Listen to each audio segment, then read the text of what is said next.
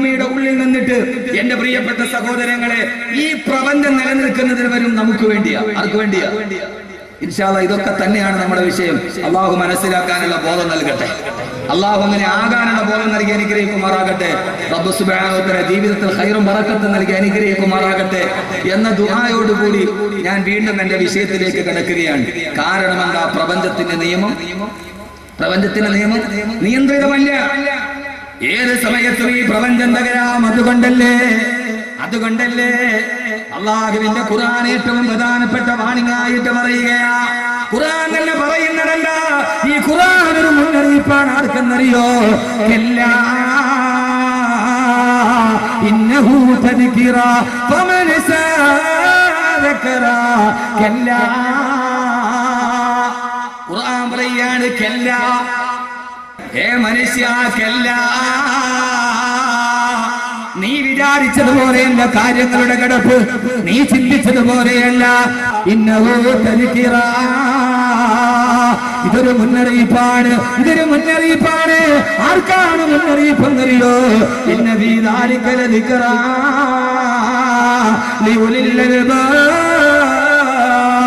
ചിന്തിക്കുന്നവർക്ക് മുന്നറിയിപ്പായി, ജീവിതത്തിന്റെ നന്മയുടെ പാതയിൽ നിലനിൽക്കാനായി. അതുകൊണ്ടല്ലേ പ്രപഞ്ചത്തിൽ നാം ജീവിക്കുന്ന ഭൂമിയെ കുറിച്ച് ആദ്യം ഞാൻ പറയുക, ബാക്കിയുള്ളത് പിന്നീട് പറയണ. സമയം കിട്ടിയാൽ പറയാം. അള്ള പറയുകയാണ്, ഈ പ്രപഞ്ചത്തിലെ ഏറ്റവും പ്രധാനപ്പെട്ട സൃഷ്ടിയല്ലേ നമ്മുടെ ഭൂമി. ആ ഭൂമി എന്ന് പറഞ്ഞാൽ എന്താ? സഹോദരങ്ങളെ, 66,88,80,000 ചതുരശ്ര കിലോമീറ്റർ വിശാല വിസ്തൃതമായ ഈ ഭൂമിയിൽ 10,000 കോടി മുതൽ 50,000 കോടി വരെ ഗാലക്സി ഉണ്ട്. ആ ഗാലക്സികൾ തന്നെ ഏതാണ്ട് ഒരു ഗാലക്സിക്ക് 80,000 ഗോളങ്ങളുണ്ട്. ഈ പ്രപഞ്ചത്തിലെ 80,000 കോടി ഗാലക്സിയിൽപ്പെട്ട ഒരേ ഒരു ഗാലക്സിയാണ് ക്ഷീരപഥം. ആ ക്ഷീരപഥമാണ് മിൽക്കി വേ.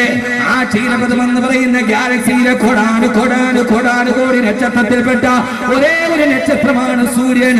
ആ സൂര്യനെ ചുറ്റി സഞ്ചരിക്കുന്ന 9 ഗ്രഹത്തിൽപ്പെട്ട ഒരേ ഒരു ഗ്രഹമല്ലേ നമ്മുടെ ഭൂമി. ഞാനിത് പറയുന്നത് എന്താ?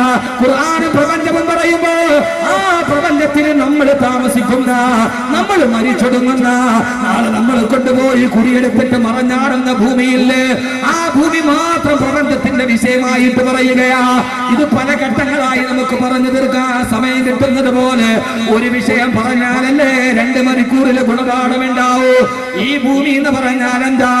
ഈ ഭൂമി പ്രപഞ്ചത്തിന്റെ അവസാനത്തെ മേൽവിലാസമല്ല. ഞാൻ പറഞ്ഞല്ലോ 80,000 കോടി ഗാലക്സിയിൽപ്പെട്ട ഒരേ ഒരു ഗാലക്സിയായ ക്ഷീരപഥത്തിന്റെ കോടാനുകോടി നക്ഷത്രത്തിൽപ്പെട്ട ഒരേ ഒരു നക്ഷത്രമാണ് സൂര്യൻ എന്ന് പറഞ്ഞാൽ, സഹോദരങ്ങളെ, കോടാനുകോടി ഗാലക്സിയിൽപ്പെട്ട ഒരേ ഒരു ഗാലക്സിയായ ക്ഷീരപഥത്തിന്റെ ഒരറ്റത്തിൽ നിന്ന് മറ്റേ അറ്റത്തേക്ക് ഒരു മനുഷ്യൻ നടന്നു പോയാൽ 6700 പ്രകാശ വർഷം കഴിഞ്ഞ് ആ മനുഷ്യന് ഒരൊറ്റ ഗോളത്തിന്റെ മറുഭാഗത്തെത്തുമെങ്കിൽ എത്രയോ വിശാലമായ പ്രപഞ്ചമാ.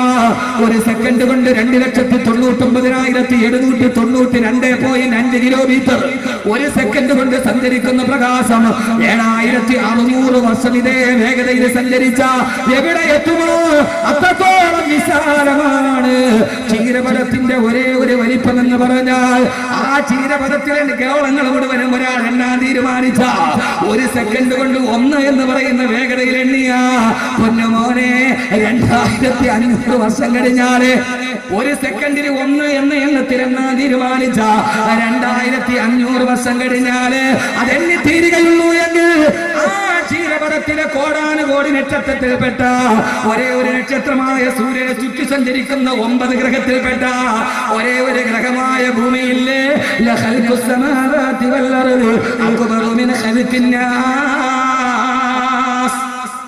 അല്ല പറയുകയാണ്, ആകാശഭൂമികളുടെ സൃഷ്ടിപ്പ് എത്രയോ വിശാലമാ. ആ ഭൂമിയെ കുറിച്ചാണ് ഞാൻ പറയുക. ആ ഭൂമിയെ കുറിച്ചിട്ടാണ് പറയുക. അള്ളാഹു നല്ല രീതിയിൽ മനസ്സിലാക്കാനുള്ള തൗഫീക്ക് നൽകട്ടെ.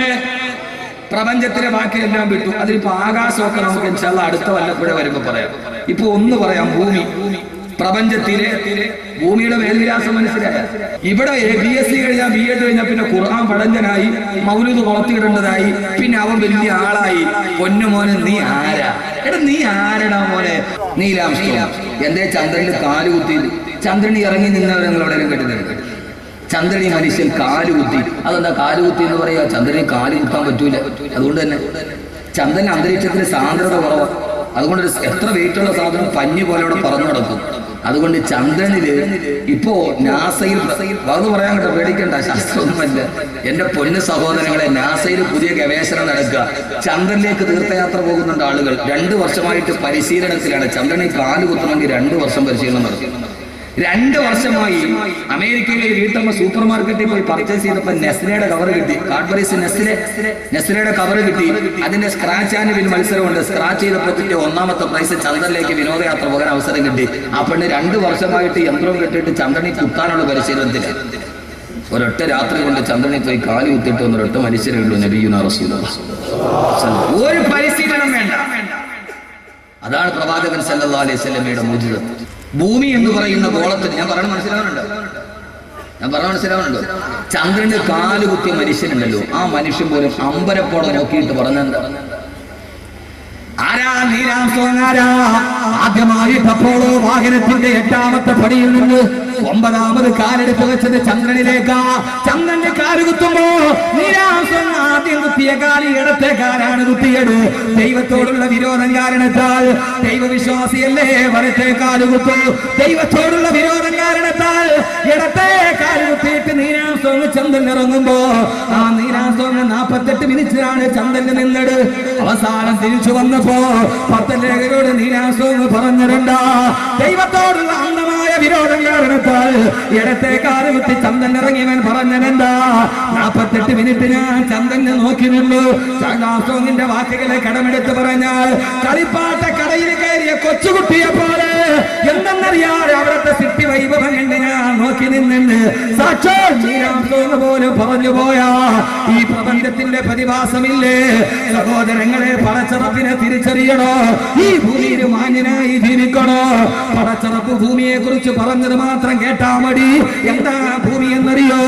ആ ഭൂമിക്ക് 3 പ്രത്യേകതയുണ്ടെന്ന് അല്ലാഹുവിന്റെ വിശുദ്ധ ഖുർആൻ. ഇത് പ്രപഞ്ചത്തിന്റെ വിശാലതയിൽ ഒരേ ഒരു ഗോളമായ ഭൂമി. ആ ഭൂമിക്ക് 3 പ്രത്യേകതയുണ്ട്. എത്ര പ്രത്യേകത? ഭൂമിക്ക് എത്ര പ്രത്യേകത? 3. വലുത് കെട്ടിട്ട് പോകാനല്ല, ഒരു വിഷയം ഖുർആൻ വിശാലമായി പറയുന്ന ഒരു വിഷയം. ഭൂമിക്ക് എത്ര പ്രത്യേകത? 3 പ്രത്യേകത. ആദം നബി അലൈഹി സ്വലാത്തു വസ്സലാം ഹവ്വാ ബീവി റളിയല്ലാഹു തആല സ്വർഗ്ഗത്തിൽ പ്രവേശിക്കപ്പെട്ടു. വിലക്കപ്പെട്ട കനി കഴിച്ചു. അവസാനം അല്ലാഹുവിന്റെ മുമ്പിൽ പൊട്ടിക്കരയാൻ തുടങ്ങി. അല്ലാഹുവേ അല്ലാഹുവേ അല്ലാഹുവേ ഖാലാ റബ്ബനാ വലംനാ അൻഫുസനാ വഇൻ ലം തഗ്ഫിർ ലനാ വതർഹംനാ ലനകൂനന്ന മിനൽ ഖാസിരീൻ. അല്ലാഹുവേ അല്ലാഹുവേ അല്ലാഹുവേ റബ്ബനാ വലംനാ അൻഫുസനാ, പടച്ചവനെ നീ ചെയ്യരുതെന്ന് പറഞ്ഞത് ചെയ്തു പോയി. നീ ഞങ്ങളോട് പുറത്തു തന്നില്ലെങ്കിൽ, നീ ഞങ്ങളോട് കരുണ കാണിച്ചില്ലെങ്കിൽ ഞങ്ങൾ ഏറ്റവും വലിയ നഷ്ടവാളികളാകും. അല്ലാഹുവേ 300 വർഷക്കാലം തന്റെ മുമ്പിൽ നിന്ന് പൊട്ടിക്കരഞ്ഞ ആദം നബിയോട് ഹവ്വാ ബീവിയോട് ആദ്യത്തെ മനുഷ്യനെ സ്വർഗത്തിൽ നിന്ന് ഭൂമിയിലോട്ട് പറഞ്ഞു വിടുമ്പോ അല്ലാഹുവിന്റെ ഖുർആൻ ഭൂമിയെ പരിചയപ്പെടുത്തുകയാണ്. നൂറ്റാണ്ടുകൾക്ക് മുമ്പ് 14 നൂറ്റാണ്ടുകൾക്ക് മുമ്പ് അല്ലാഹുവിന്റെ റസൂൽ ഓതി പറയുകയാണ്. അല്ലാഹ് പറയുകയാണ്, നിങ്ങൾ പോകേണ്ടത് ഭൂമിയിലേക്കാണ്. ആ ഭൂമിയുടെ പ്രത്യേകതയേടാ? വലക്കും ഫിൽ അർദി മുസ്തഖറുൻ വമതാഉൻ ഇലാഹീൻ. ആ ഭൂമിയിൽ പോയി ഒരു നിശ്ചിത കാലം നിങ്ങൾ താമസിച്ചു കൊള്ളുക. എന്നിട്ട് സഹോദരങ്ങളെ, അല്ലാഹു ഭൂമിയുടെ അടയാളം പറഞ്ഞതെന്താ? ഞാൻ പറഞ്ഞതല്ല, അഹ്മദ് കബീറിന്റെ വാക്കല്ല, അല്ലാഹു തന്നെ പറയുകയാണ്. ഖാല ഫീഹാ തഹ്യൂന വഫീഹാ തമൂതൂന വമിൻഹാ തുഖ്റജൂൻ. അല്ലാഹു പറയുന്ന ആദമേ ഹവ്വാ ദമ്പതികളെ അലൈഹിമുസ്സലാത്തു വസ്സലാം, ഭൂമി എന്ന ഗോളത്തിലേക്ക് നിങ്ങൾ പോയിക്കൊള്ളുക. ആ ഭൂമി എന്ന ഗോളത്തിന്റെ പ്രത്യേകത എന്താ?